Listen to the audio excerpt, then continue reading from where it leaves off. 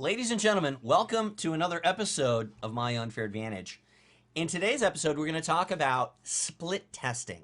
Split testing is a method for improving your conversions, or rather, making more sales, basically. Improving the amount of people that you can convert from a visitor into a buyer. A lot of people just throw up an offer, throw up a page, and then they attribute the fact that they're not making sales to the fact that they're not getting enough traffic. When in reality, a lot of times, the amount of traffic that you're getting can be maximized if you just improve things on your sales page. And there are a lot of things that you can improve. And sometimes the people that do decide to test things, they do it the wrong way. They test at the wrong times and they test the wrong things. So the purpose of this presentation is to give you an overview, a broad overview of what split testing is and what are the things that you might be well served by testing in your sales process. And remember, the purchase process begins way before the visitor arrives on the sales page. We call it the promotion chain. I'm going to talk to you a little bit about that as well. First of all, what exactly is split testing? What does it mean exactly? Well, this is when you create multiple versions of an offer for the purpose of evaluating which version outperforms the other and leads to more sales or to a higher return on investment. Now listen, this is another big mistake that people make. They think that making more front-end sales will automatically lead to more money. And sometimes it doesn't. Sometimes, it's actually what happens after. Maybe it's making more back-end sales. Maybe it's split testing the upsell. Or maybe it's split testing the welcome page. Or what happens after the front-end sale, that's going to cause a higher return on your investment because typically the back-end products that you're selling are sold at a higher price point than the front end. And if you're looking at the front end as being a loss leader, then really all you got to focus on there is whether or not you're attracting people to it. And sometimes you get a higher return on an investment if you do something to your sales process that might even decrease the amount of front-end sales, but increases the amount of back-end sales. So there's a lot of variables to look at, and there's a lot of different angles that you could look at each variable from. And that's an important thing to consider when split testing. What you hear from one guy might not necessarily work for you, and what you hear worked for another guy might not have worked for the first guy. And there's so many different ways to interpret the things that people are testing, and so many different ways to test them. So again, every single process is going to be different. A sales process has a lot of different variables that can potentially break the purchase decision. Okay, so there's a lot of break points, so to speak, from your initial contact with the prospect to all the way to the point of sale, right? It's wise to test all these variables to arrive at a winning combination that's actually going to maximize the traffic that your affiliates are sending. And at the end of the day, that's really the biggest goal that you should have, and that is to maximize the amount of money that your affiliates are making from the traffic that they send. Because if you focus on making your affiliates profitable, your money is going to follow and you're just going to be profitable yourself. You should always test your sales process long before you invite affiliates. I'm going to say that again. You should always test your sales process long before inviting affiliates. A lot of people are like, oh, Omar, how the hell am I going to do that? Well, you know what? It's not right for you not to do that. It's actually wrong for you not to do that. Because if you don't test it beforehand, then I'm a guinea pig. The affiliate is a guinea pig, right? That's like the chef that doesn't, take a taste of his dish to see if it's too salty or what have you before he serves it. All right? And this is important to keep in mind. Before you invite your affiliates to promote your product, you should have an idea of how it's going to do and how it's going to convert. It's your responsibility to ensure that your affiliate is profitable. And that's reality, okay? And what I mean by profitable is it's not your job to make sure that your affiliate can make sales, but that he's profitable on the traffic that he sends. Okay, so my goal, right, or my job rather, as your affiliate is to send the most amount of clicks as possible. So if I send a high number of clicks, my job is done. Your job is to make sure that those clicks turn into buyers. As many of those clicks are turned into buyer as possible. If I send you 1,000 clicks and you can't turn one of those into a sale, then it's your fault that we didn't make money together. and chances are that I won't promote for you again because I didn't make any money. I literally wasted that time promoting for you. I could have promoted for one of my own products and made a sale, or I could have promoted for something else that had a proven track record. This is why it's important for you to always test your sales process before you invite your affiliates. In addition, when you have metrics, when you've tested this beforehand, you have some metrics that you can show your affiliates, and you can say, hey, check this out. We've already tested this offer. We tested it to some warm leads and we tested it to some cold traffic. And these are the results that we got from each. We got this percentage of conversion. So we've been, experimenting with this to make sure that we're going to maximize the amount of money that you make with your offer. That sounds very appealing and attractive to me as an affiliate. It makes me feel like, wow, okay, well, if I've got to choose between two things to promote today, and I know that this one's been well tested and they've tweaked it to perfection versus this one where, I don't know, it's a gamble, we might do well, we might not. Which one do you think I'm actually going to go with, right? So it's really important that you keep in mind you should test your sales process before you invite your affiliates because there are a lot of different things in the chain that can break. So let's talk about the links in the chain and more importantly, the big links, right? Because there's a lot of tiny little links. Literally, any kind of information that you expose your prospect to, from the moment they meet you or they find you to the moment that they buy, any little piece of information that they see or hear about you or about the product is a potential to talk them out of buying. So there are many break points in the chain. There's a lot of things that you can test within the promotion chain. Every link in the process of contacting and influencing a prospect can be a potential break point. Your campaign to make sales is only as strong as the weakest link in this chain. Right? So the chain starts from the moment that they find you, through the moment that you communicate with them, through the wording that you used in that communication, and we're going to talk a little bit more about that. These are the bigger of the links, right? And there's a lot of links in the chain, but these are the bigger ones. First and foremost, a traffic source, right? So this is the market demographic that you're targeting. It may be hot, it may be warm, it may be cold. This is also affected by time, method, and mindset. Let me explain what I mean here. Hot. What is a hot market? A hot market is one that's already been primed for what you're about to try to sell them. They're familiar with it. They're familiar with you. They already trust you. There's already an existing relationship there. They are more prone to buy from you. Okay? We call that a hot market. A warm market is people that are maybe interested in the prospect or interested in the product rather, or they have a need for the product, but they don't necessarily know you, or they don't necessarily know about your particular product. They're warm in the sense that there's some interest there, but they're not necessarily hot, so they're not convinced, and the trust isn't quite there yet. And then there's cold. The cold market is a market that may not have any need for the product at all that they know of, or maybe they need it and didn't know that they needed it, or they just absolutely have never heard of you or your product before. This is completely cold. Okay, so we kind of judge how prone they are to buy based on whether or not they're hot, warm, or they're cold. Now, another thing is that the temperature of the lead or the temperature of the market demographic, it's affected by a few things, and that is time, method, and mindset. Okay, the time that you contact someone is very, very important because someone might really, really need your product, but if you contact them at the wrong time in their life, they're not going to buy. They might actually be turned off or pushed away by you. Timing is everything. So, action takes place at the cross of an X, and that X is where opportunity meets readiness. Sometimes the prospect is ready to buy, they know they have a need, but the opportunity isn't there. They just can't find what they need. Sometimes the opportunity is there, and you're trying to sell them something, but it's just the timing isn't right. They just don't think you need it. It isn't until opportunity and readiness meet that the customer takes action. And sometimes it might not be the right time in the day. Literally, they might be, at work when you're trying to market to them. Sometimes it might not be the right time in their life. Perhaps they just made a big purchase or something like that. So time has a lot to do with it. And the more that you know about your traffic source, the better your timing is going to be in marketing to them. Method and mindset is another thing, right? So sometimes it is the right timing, but maybe they're not in the right mindset. Maybe the person is convinced that they don't need what you're selling. But the reality is that they don't even know what they need. And the majority of your customers don't even know what they need. It's your job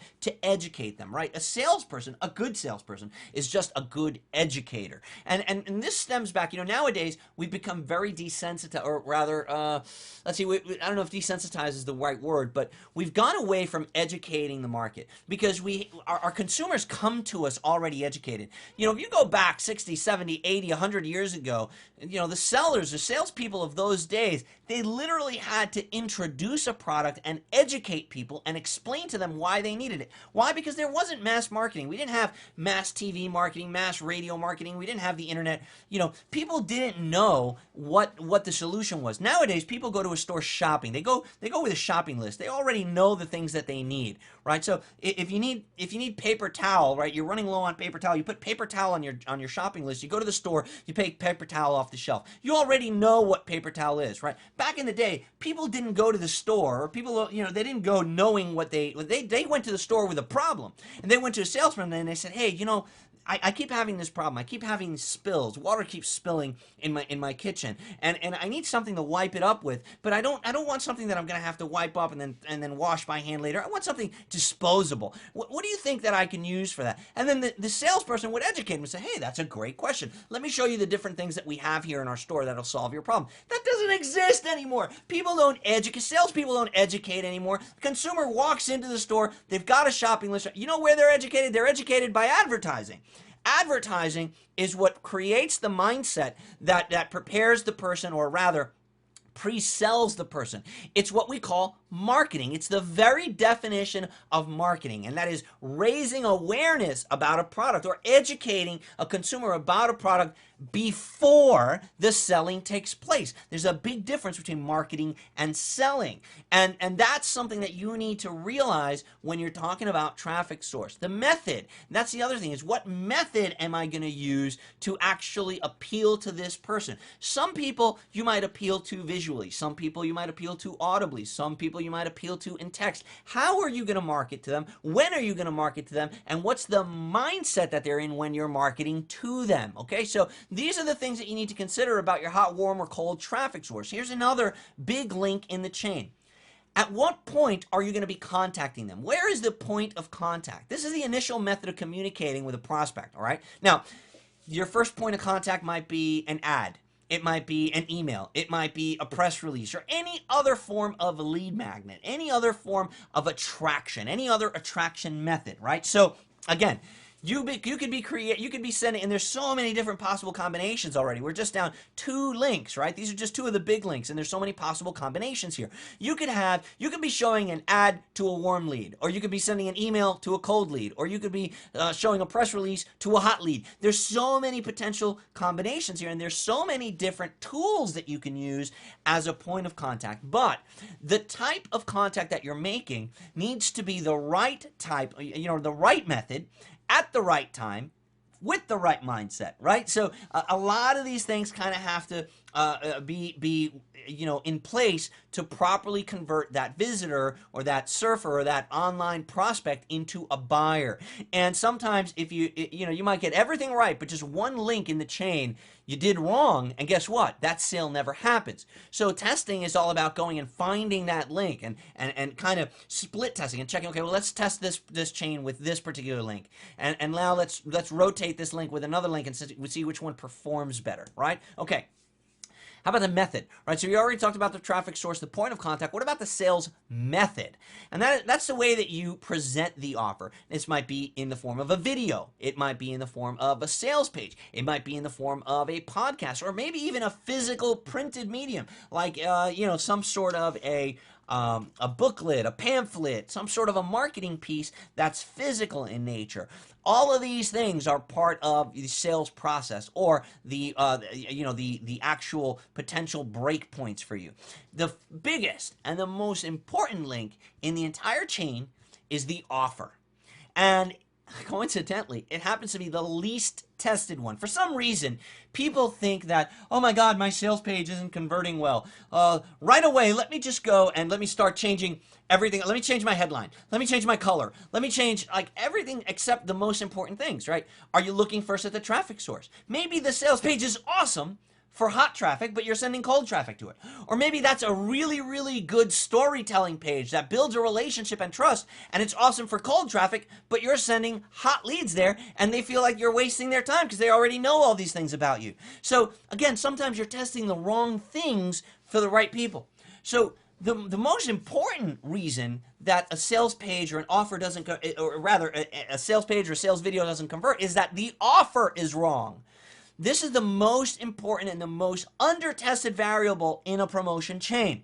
The way you've packaged, priced, and presented the product ultimately has the greatest influence in your conversion. I'm going to say that again.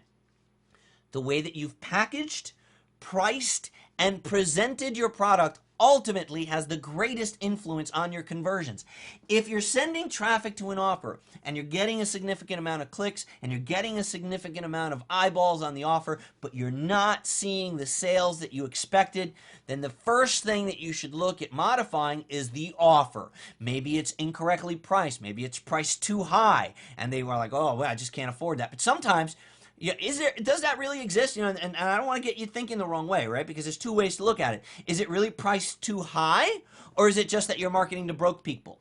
You know, is the traffic source wrong for this particular offer, right? So again, there's different breakpoints. So now maybe you might be going crazy changing the offer and say, okay, well, let me lower the price because it's not selling. When the reality, what you needed to do is market to different people. Maybe you're marketing to broke people. Maybe you're marketing to internet newbies that want to buy a $7 ebook and you're trying to sell a $2,000 coaching program. You're selling the wrong thing at the wrong time to the wrong person, right? The offer is wrong. And maybe it's the traffic, you know, maybe it wasn't really the price that you needed to change, it was just the traffic. So there's two ways to approach that.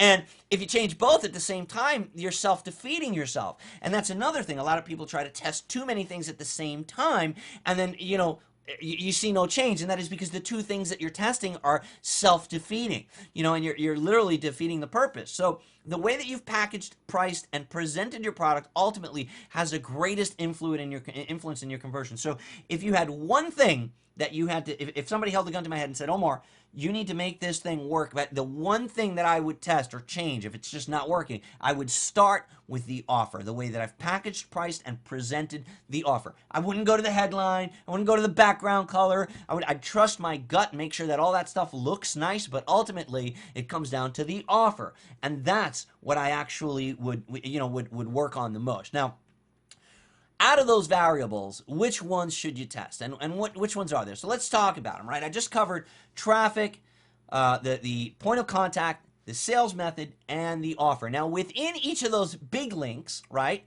there are a number of variables, right? So let's talk about them. First, with traffic, obviously there's the source. Is it warm? Is it cold? There's the time. There's the mindset. Is it paid? Is it free traffic? You know, let's before we go over to the banner ads.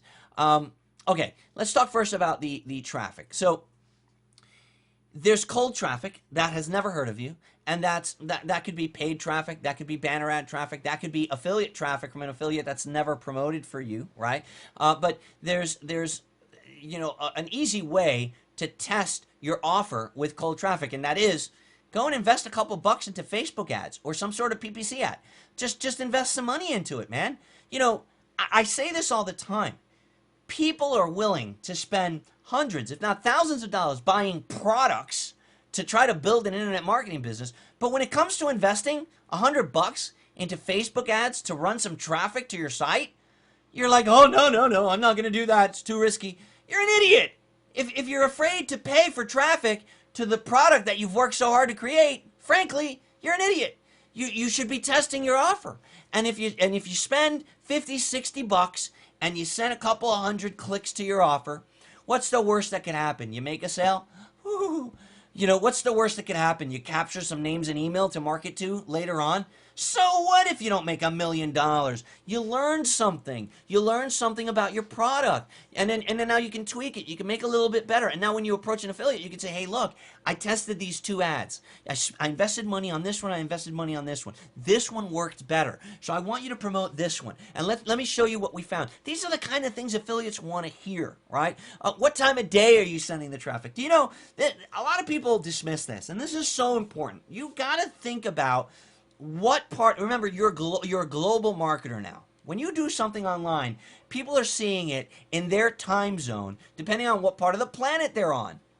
I market in the Eastern time zone, but I have to understand that when I send an email, when I post an ad, when I do a tweet, people are seeing it in real time in their part of the planet.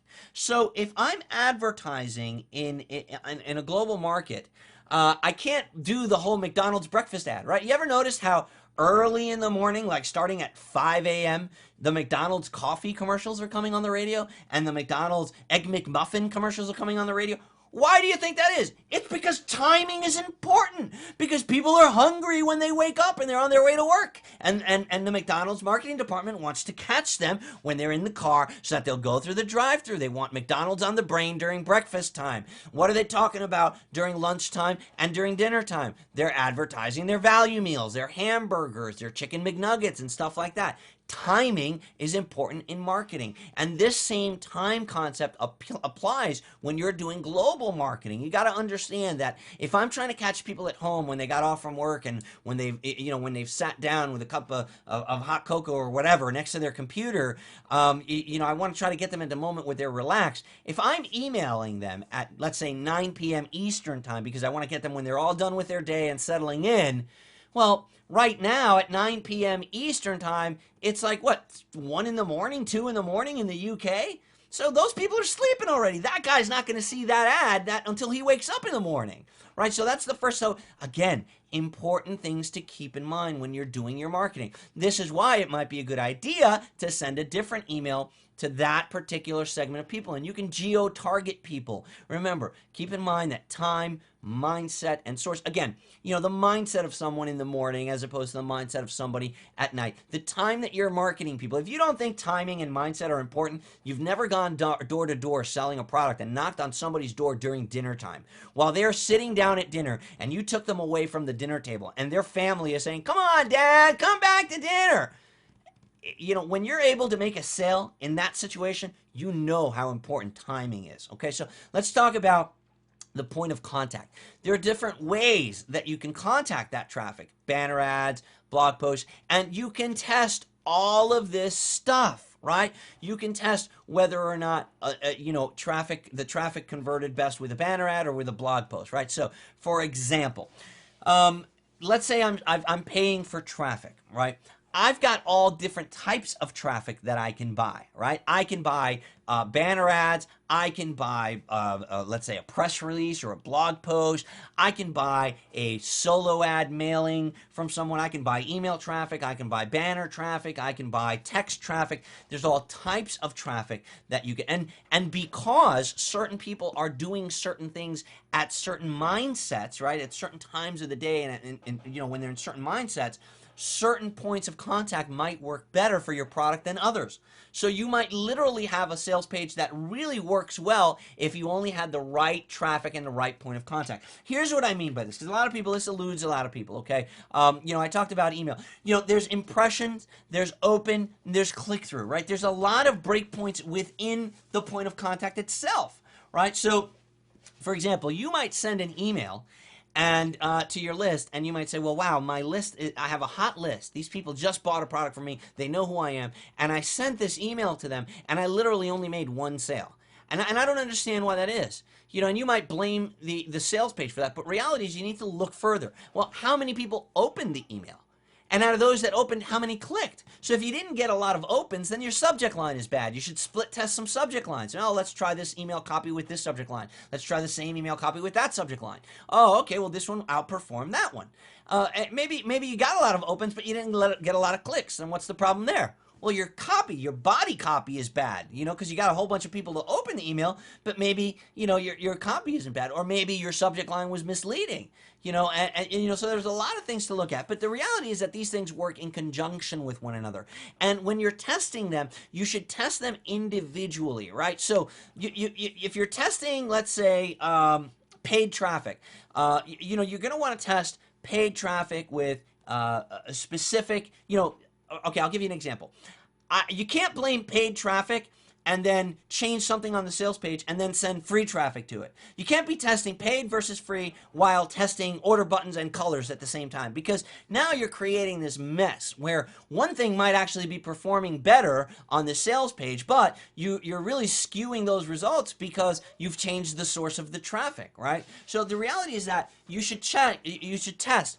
Is it a banner ad that works better for this sort of a product, right? So maybe running a paid picture ad, like buying media, buying banner ad space on websites. Then maybe you can test, well, maybe buying banner ads on Facebook and literally targeting specific groups of people. Maybe geo-targeting people in specific places, right? If you're selling certain things at certain times of the year. For example, if you're in the golf niche, right now, well, let's say the winter time is not a great time to be marketing to people in, let's say, the northern eastern United States. Why? Because nobody's golfing in the northeast United States right now because there's snow on the ground, right? But you might be marketing to people this time of year in Florida or in places where the time of year is important, right? Now, some of these people might respond really well to banner ads. So perhaps you might have a product that you're advertising on like-minded websites using a banner ad.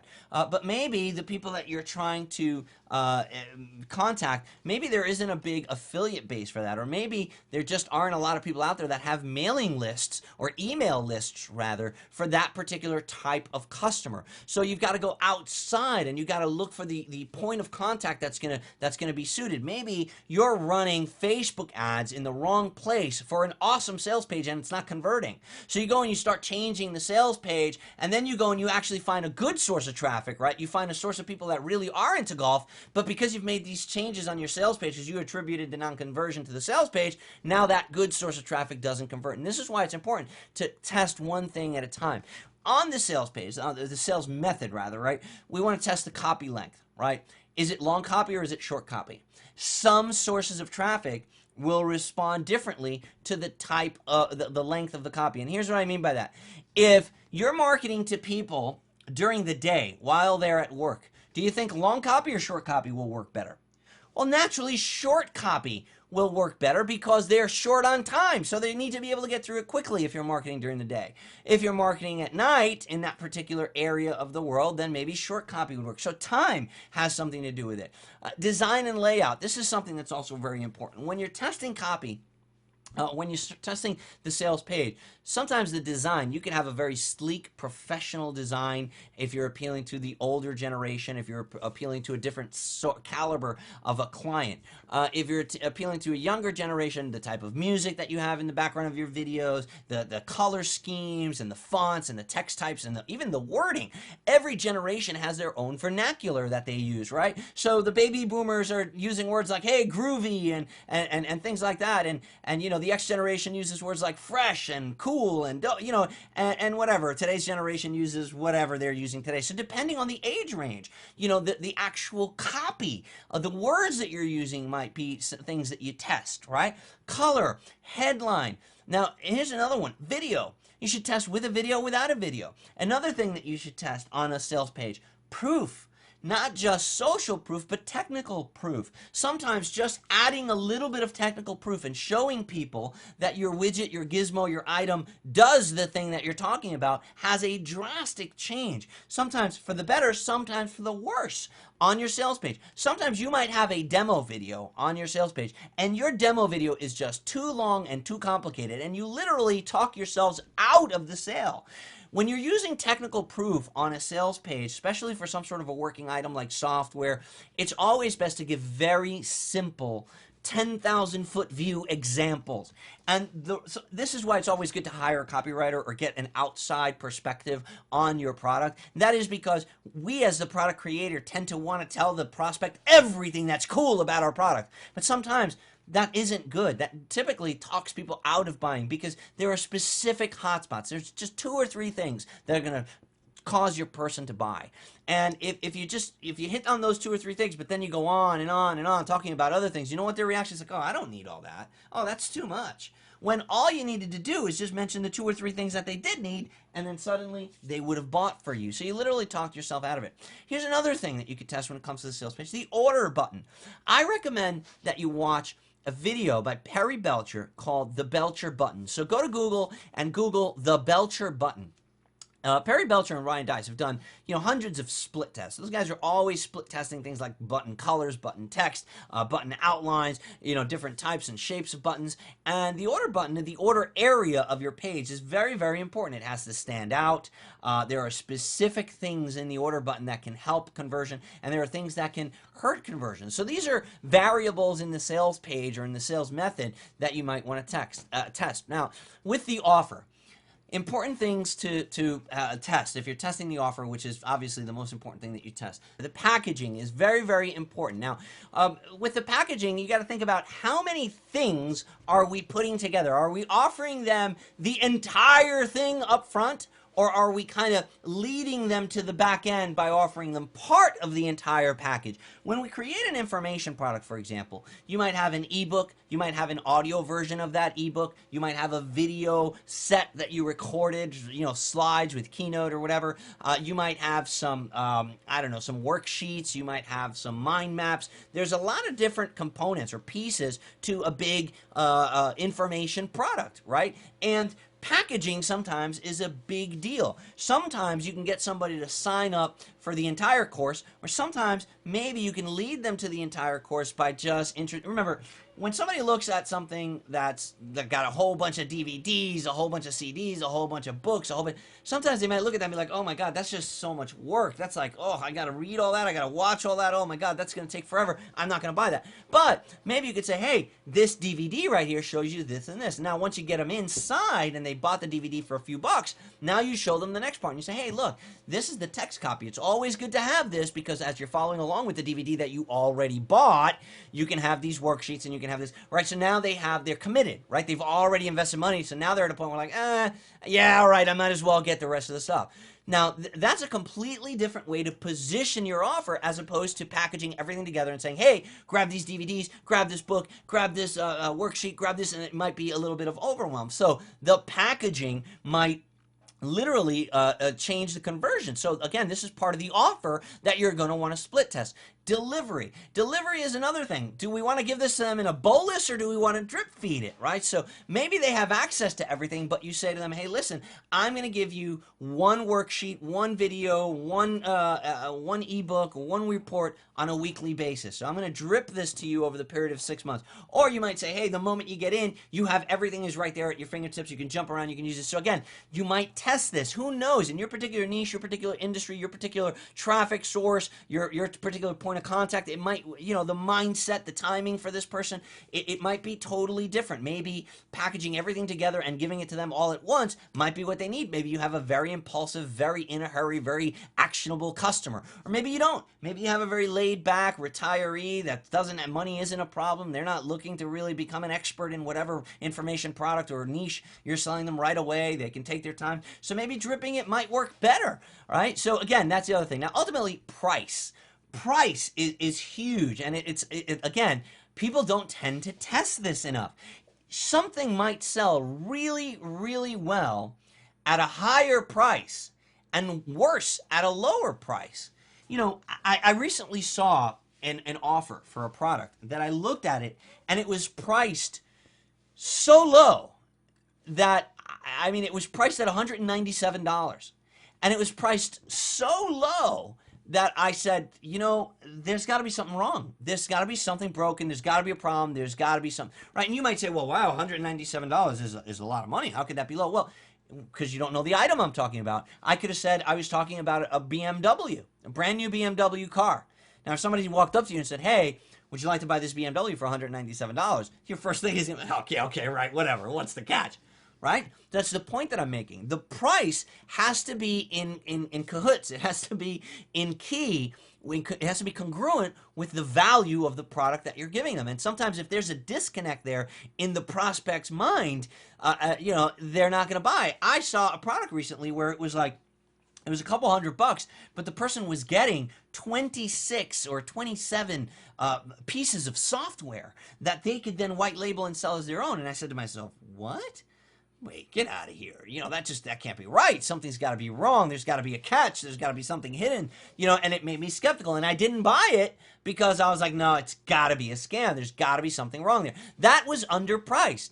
Now, if that guy was not making sales, it's not because he's got a bad offer or a bad product. Not bad product. The product is awesome, but it's because he's got a bad offer, right? The price just isn't right. Maybe the packaging. Maybe he could say, okay, I'm going to give you one of these for $197, right? And then maybe at the upsell say, hey, I've got 26 more of these things. I'll give them to you for $200 more, right? And if you got me for $197 at one, you're definitely going to get me for $300 for 26 more, right? Because I already proved to you in the front end that I'm willing to pay $197 for one piece of software. If you give me another 25 for another 400, I'm literally paying twice as much as I already paid, but I'm getting like 10 times more value. It's a no-brainer. So that'll convert much better. So positioning that way, instead of giving all 27 up front, would have been a better offer. And it would have made them more money, right? So literally charging more. Imagine that. Charging more makes you more. The other thing is offering the right payment plan and the right payment options.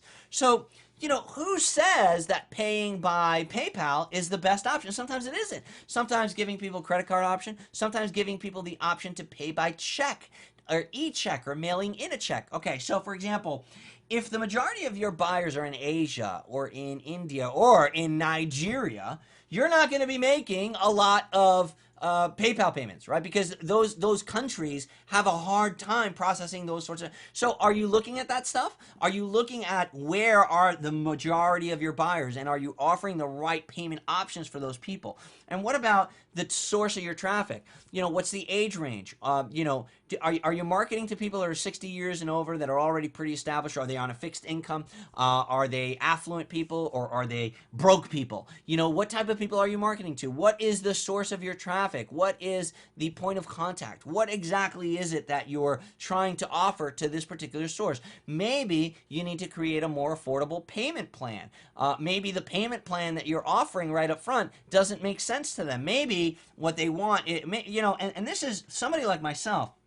If I know that I'm committed to a purchase, I would rather save money on it than a payment plan, right? So if you're going to charge me $1,000 for something, you might say, hey, you know what? You can pay $100 a month. Yeah, if you said to me, hey, I'll give you it for $800 right now, you'll save $200 instead of paying $100 a month. I'll take the $800 option because I'm saving $200. It makes sense to me. So sometimes people are afraid to offer that higher option because they're afraid they're going to lose the sale. And that all has to do with the type of traffic. If you're afraid to change that offer, it's because you're not confident in the source of your traffic. The other thing that a lot of people don't test, and they should, is the guarantee. Sometimes removing a guarantee and literally saying that there is no refund on it will improve sales, because it says, hey, look, this is, I'm very confident in this. Look at the guarantees.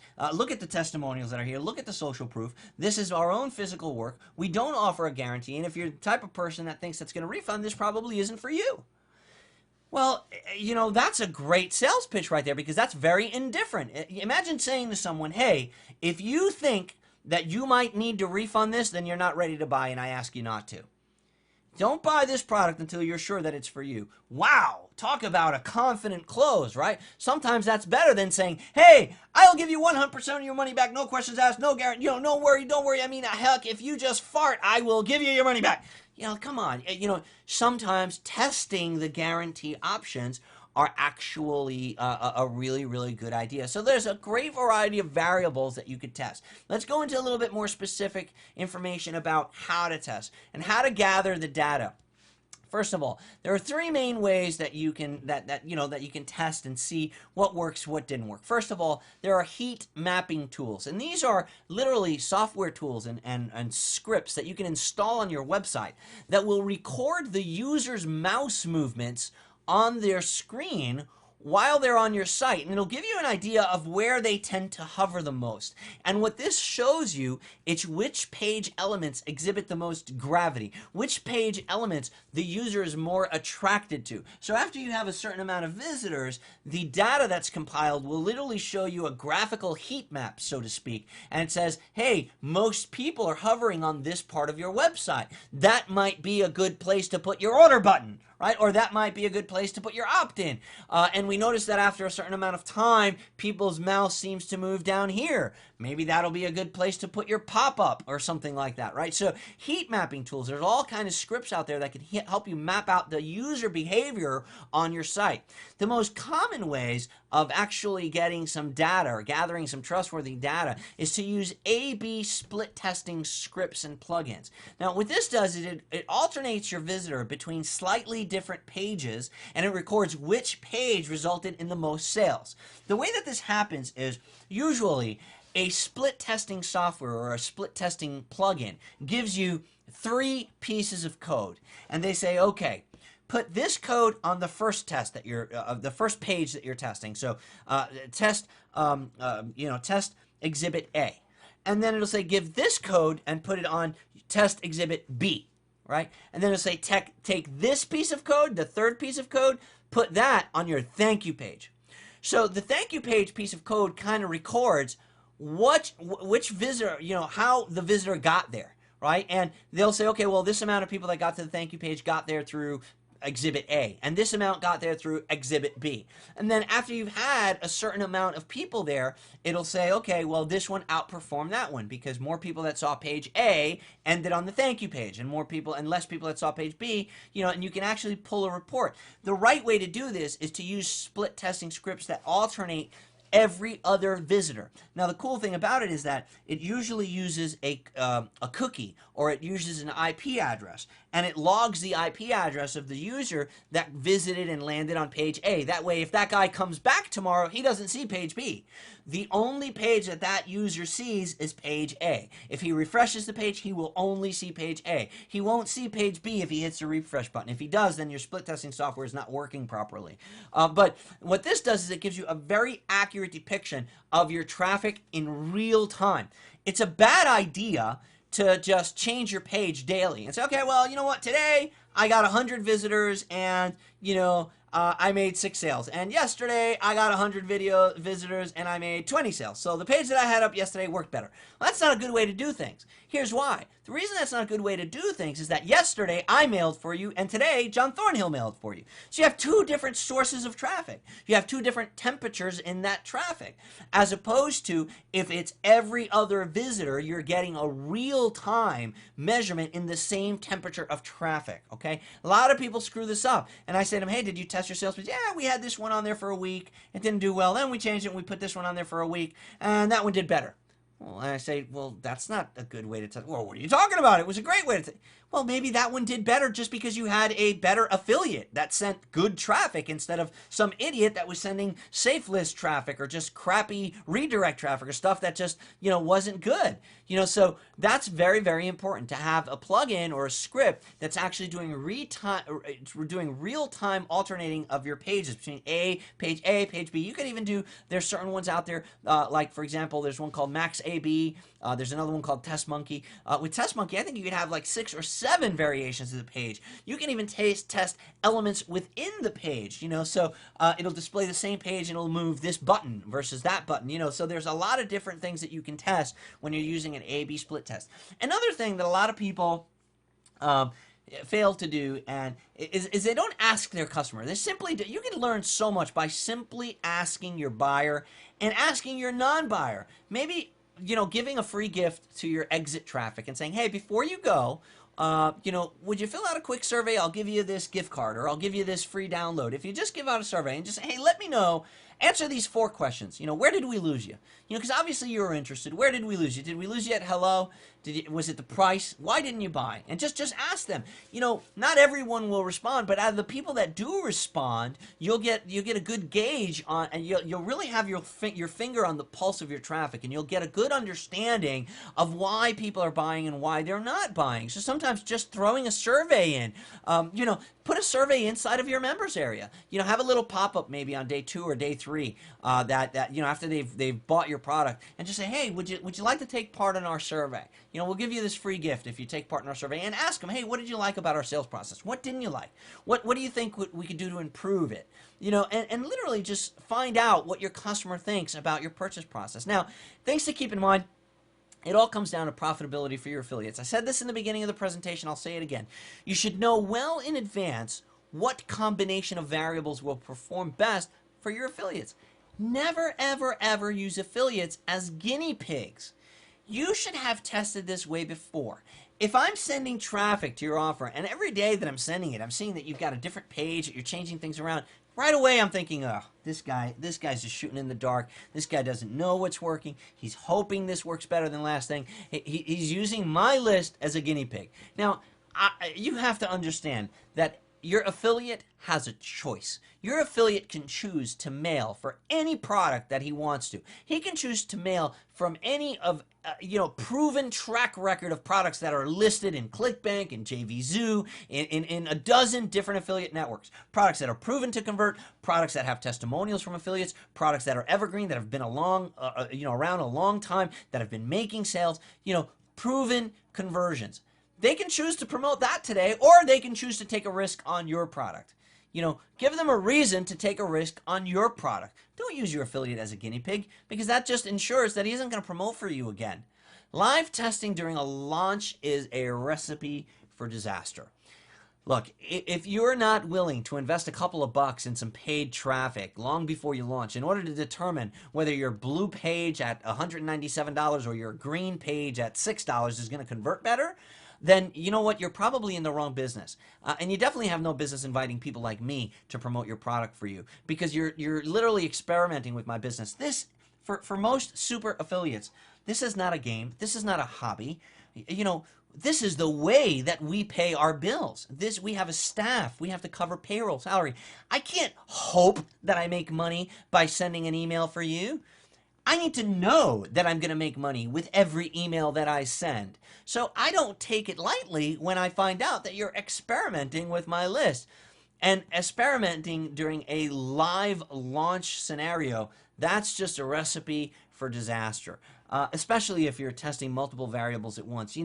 If you're testing a traffic source with an order button, with a background color at the same time, you don't really have any way of knowing whether this guy bought because it was a different traffic source, or whether he bought because it was the order button or the blue page. You don't. You're shooting in the dark, and you're just hoping that something happens for you. That's not the way to run a business. You don't become great at target practice if you're not aiming at something. You have to have a goal. You have to be shooting for that goal. There has to be a target. You need to, shoot. Then you need to look at where you hit the target. If you miss the target, then you need to adjust. You go, okay, well, let me see. I was 5 inches off from the bullseye. Let me move over a little bit. Let me adjust for the wind direction. Let me try shooting again. You've got to actually have a method. It has to be some rhyme and reason to your method. If not, you're just shooting in the dark and hoping you hit something. And if you want to do that with your own traffic, then that's fine, but don't do it with my traffic.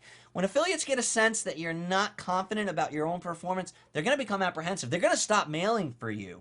Now, with that being said, don't beat yourself up, because shit happens. Keep that in mind. Sometimes the most logical things, or the things that just make the most sense, they fail. Sometimes you might be looking at something like, well, you know what? I'm just going to drop the price. Or you know what? I'm just going to make this free. And it actually hurts you, because people, like I said before, you could drop the price of a BMW to $197. That doesn't mean it's going to increase sales. It's going to increase apprehension, and it's going to raise eyebrows. Sometimes the most unexpected things succeed. Somebody might come over and say, hey, you know what? If you just change the background color of your website to green instead of red, you're going to make more sales, because you're literally going to have people in the different, emotional state when they're looking at your offer. And you might think, get the hell out of here. But you try it, you split test it, and guess what? It works. Shit happens. Don't beat yourself up. Instead, dedicate some time to testing. And when you test something, make sure you talk about it. Make sure you let people know, let your affiliates know, hey guys, we've tested this. We spent the last 30 days testing this. We tested this with Facebook traffic. We tested it to our own list. We found that, this color works better. We found that, and affiliates like to hear that stuff. Be open-minded and be honest with yourself, okay? If you do this in advance, you're not going to look like you're in a panic during your launch week trying to figure out what's going to work. If you start panicking and start telling your affiliates, oh guys, listen, all right, so we're not converting, but we're going to try, we're changing this, what's going to happen? Affiliates are going to back off. They're going to wait till you get your shit together before they mail for you again.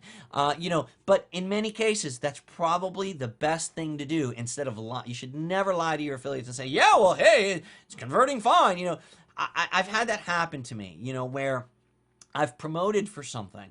There was a guy, man, he's not even a marketer anymore. His name is Ray Johnson. The guy used to, this guy, he talked me into promoting a product for him once, and I mailed for him, and I only made like 5 or 6 sales, and I'm like, oh man, and I had like a bonus, and I'm like, shit, I sent a bunch of clicks, and I contacted him the next day, and I said, man, Ray, I'm so sorry. I don't know what's going on. My traffic just doesn't seem to be converting. And he was like, hey, man, he's like, I don't know what's going on, bro. He's like, everybody else is doing well. The page is converting really, really well. I'm really happy with it. And I'm like, oh, man, all right, let me go work on my bonus. Maybe my bonus isn't good. Maybe my email copy. And he threw me into a panic. Then on the third day, he finally puts up a leaderboard, and I'm in first place with like 10 sales. And I was like, what a jerk. You lied to me. He made me feel, and then I asked him, well, why did you do that? He said, oh, I was just afraid, that, if I told you that, I would have stopped, you would stop mailing. I'm like, that's exactly what I've done. I would have stopped mailing, and I would have helped you, change it so that it converts better for me and for everyone else. Why would you, and what he ended up doing is literally screwing over an affiliate. I never promoted for him ever again, and he ended up getting laughed out of the industry, because he obviously was just that type of person that lied to affiliates. So don't be that guy. Another thing, with that said, when you start running into conversion issues, be careful of who you listen to and how many people you listen to. Look, when you're trying to improve conversions, sometimes you run to somebody that had a big launch or somebody that's really popular. But the important thing for you to realize is that what you want to do is ask for help from people that have experience. Good judgment comes from experience, and experience comes from bad judgment. I'm going to say that again.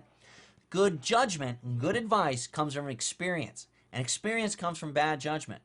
You might think that the best person to go to for advice is the guy that just had this big, popular 6-figure launch, right? But maybe that's only that guy's second launch. Maybe there's somebody that that's done 20 launches in the last 4 or 5 years. And that guy has gone through all kinds of stuff. That guy's had server crashes. That guy's had, payment processor issues. That guy has gone through PayPal suspensions and all kinds of things. And that guy can really give you good advice based not just on his successes, but based on his failures. Know who you're talking to and what experience they have. You wouldn't go to a plumber, for advice about your chest pain, would you? And you wouldn't go to a cardiologist if your toilet's backed up. You got to go to the right person for the right, with the right question. The other thing is, how many people are you going to with that question? Look, if you were to ask 9 cardiologists for their opinion on the same EKG strip, you're going to get 9 different diagnoses, and this is sad. It's actually scary.